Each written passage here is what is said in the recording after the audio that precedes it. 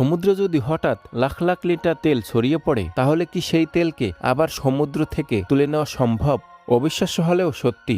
এর জন্য রয়েছে বিশেষ এক ধরনের উদ্ধার অভিযান। প্রথমেই পানিতে বসানো হয় বিশাল অয়েল বুম।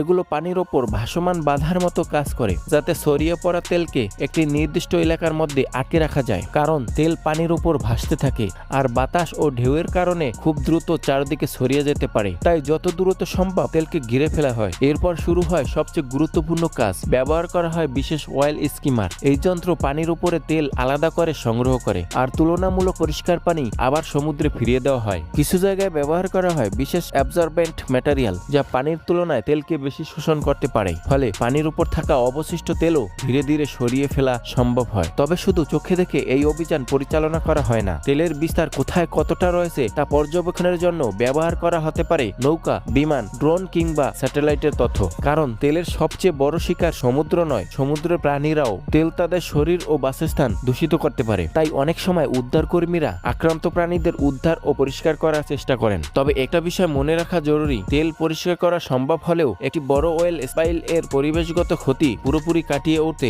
অনেক সময় লেগে যেতে পারে। তাই সমুদ্রের ওপর ভাসতে থাকা সেই কালো তেলের স্তর শুধু একটি দাগ নয়, এটি হতে পারে পুরো একটি সামুদ্রিক পরিবেশের জন্য ভয়ঙ্কর বিপদ। আপনি কি জানতেন সমুদ্রে ছড়িয়ে পড়া তেল এভাবেই সংগ্রহ করা হয়? এমনও আরো অবাক করা তথ্য জানতে সঙ্গেই থাকুন রহস্যময়ের সাথে, কারণ পৃথিবী যতটা পরিচিত তার চেয়েও অনেক বেশি রহস্যময়।